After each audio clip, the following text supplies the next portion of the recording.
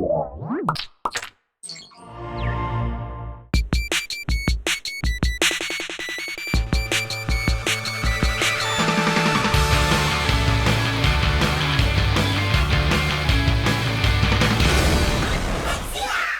episode of Tekzilla is brought to you by Netflix.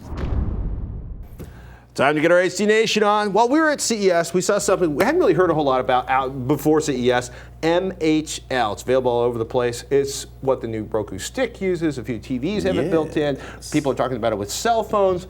What exactly does the MHL consortium, what do they put together? Is it a plug? Is it a format? Is it a spec? It's a spec more than anything, and it's a connector agnostic spec at that. MHL stands for Mobile High Definition Link. This is basically taking the best features of HDMI and bridging that to mobile devices. And what they're talking about, at least the first implementation I've seen, is a 5-wire system, and they can essentially use any connectors on each end. It has nothing to do with either HDMI or USB.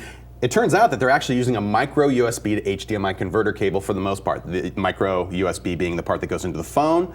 The HDMI cable on the other end is compatible with the majority of the TVs out there. Just keep in mind though that even though the plugs are the plugs themselves, this could be running over pretty much any 5-wire combo.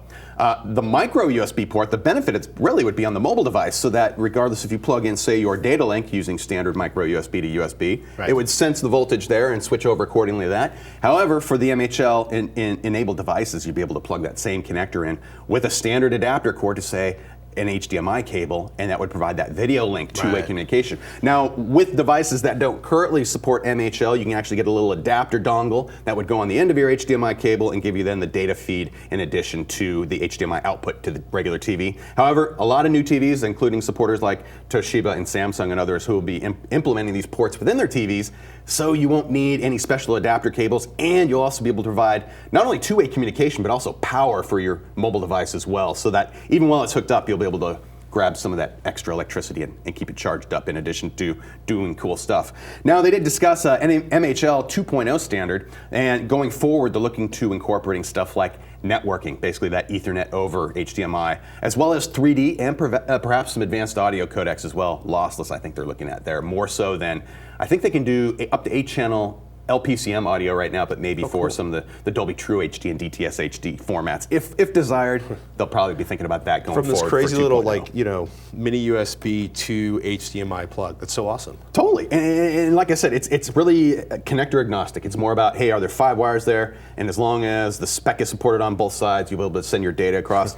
A great site to keep an eye on all things related to HDMI and the doings are the Silicon Image folks. They not only do verification, but they also provide a lot of insight as to what they're working on currently and what you'll expect to see in upcoming displays that feature HDMI ports. And they also have a new consortium video link you can see right there as well on their site. Not to sidetrack, but Insta Preview is really cool, where it basically shows you what's on your other HDMI or DVI inputs. It's awesome.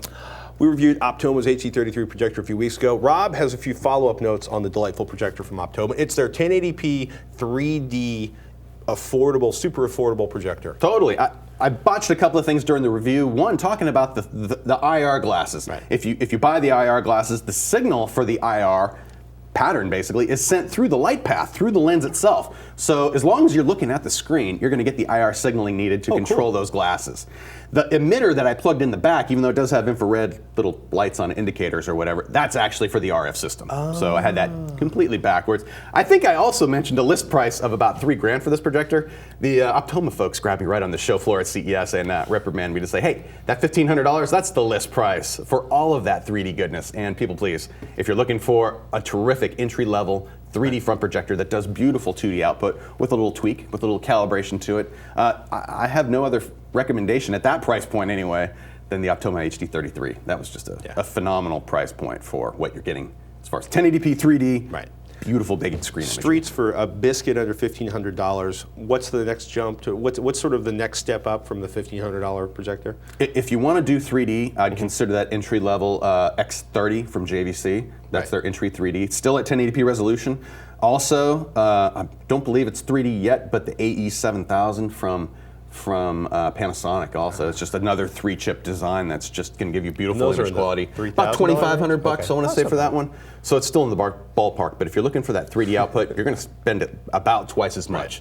at the 1080p mark to get your 1080p 3D on. But he's impressed. Gary writes in, how could you not do a review of the Ceton Q and Echo at CES? I thought Robert was a Ceton super fan. Thank you, Gary. Gary, you are correct. And indeed, I failed to meet up with the Ceton folks who were taking visitors at their suite off the show floor at the Las Vegas Hotel. However, the Engadget HD crew brought the Ceton folks along with them to our Revision 3 meetup party where they shared the details about their new products. Essentially what we're talking about here is the Echo. The Echo is their energy-efficient Windows Media Center extender, a little black box with all the functionality of a networked Windows Media Center extender without having to resort to something like an Xbox 360. That seems like the only other extender product out there. Ceton was claiming 13-watt power consumption during normal use, and its fanless design should fit in quite well in quiet environments. However, I think of more note really will be their new, basically, multi-room DVR, codenamed Q. This will feature a 6-tuner design. I think they're going to have a card-based 6-tuner part coming out as well. 2 terabytes of storage, Windows 7 embedded platform. The model also demonstrated a feature.